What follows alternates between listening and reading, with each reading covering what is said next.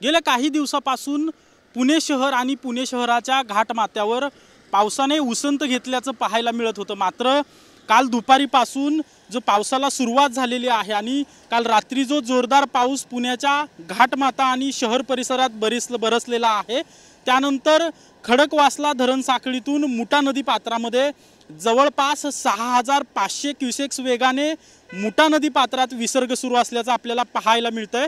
खरं तर आज देखील हवामान विभागाकडून पुणे शहर, पिंपरी चिंचवड आणि पुण्याच्या ग्रामीण भागाला पावसाचा येलो अलर्ट देण्यात आलेला आहे। तर पुण्याच्या घाटमाथ्यावर मुसळधार ते अतिमुसळधार पाऊस होण्याची शक्यता जी आहे ती हवामान विभागाकडून वर्तवण्यात आलेली आहे। आता आपण पुण्यातील बाबा भिडे पूल जो आहे त्या पुला शेजारी आहोत आणि या ठिकाणी आपण पाहतोय की जवळपास 6500 क्युसेक्स वेगाने विसर्ग सुरू आहे आणि बाबा भिडे पुलाच्या खालून पाणी वाहत आहे। खरं तर आज घाटमाथ्यावर मुसळधार किंवा अतिमुसळधार पाऊस बरसला तर पाटबंधारे विभागाकडून जी माहिती देण्यात येते, जो विसर्ग सुरू आहे तो धरणामध्ये पाण्याचा जो येवा होतोय त्याच्यात जर मोठ्या प्रमाणात वाढ झाली तर हा विसर्ग जो आहे तो वाढवण्याची शक्यता देखील पाटबंधारे विभागाकडून देण्यात येते। त्यामुळे जरी बाबा भिडे पूल वाहतुकीसाठी बंद असला तरी देखील खडकवासला धरणातून विसर्ग 10,000च्या पुढे गेल्यास हा बाबा भिडे पूल जो आहे तो पाण्याखाली जाण्याची शक्यता वर्तवण्यात येते। त्यामुळे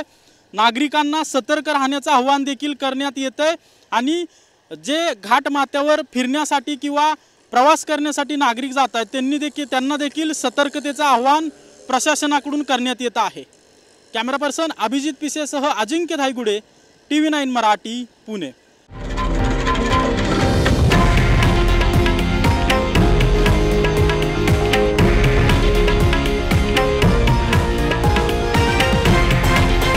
हे आहे देशातील नंबर 1 न्यूज नेटवर्क आणि आपण पाहत आहात TV9 मराठी, एकमेव।